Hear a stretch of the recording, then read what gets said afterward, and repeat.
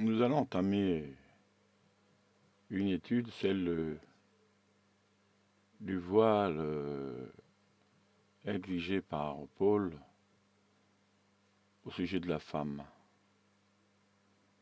C'est un passage dans 1 Corinthiens 11 qui stipule cet état de fait. Nous allons donc étudier ensemble ce passage. 1 Corinthiens 11, 12. Je vous loue de ce que vous vous souvenez de moi à tout égard, et de ce que vous retenez mes instructions telles que je vous les ai données. Je veux cependant que vous sachiez que Christ est le chef de tout homme, que l'homme est le chef de la femme, et que Dieu est le chef de Christ. Tout homme qui prie ou qui prophétise, la tête couverte, déshonore son chef.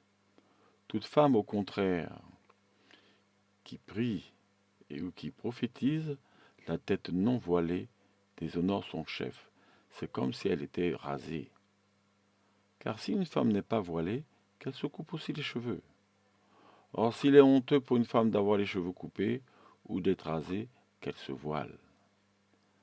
L'homme ne doit pas se couvrir la tête, puisqu'il est l'image et la gloire de Dieu, tandis que la femme est la gloire de l'homme.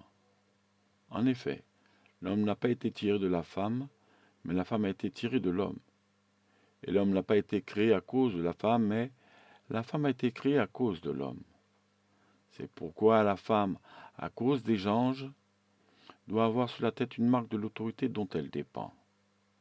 Toutefois, dans le Seigneur, la femme n'est point sans l'homme, ni l'homme sans la femme.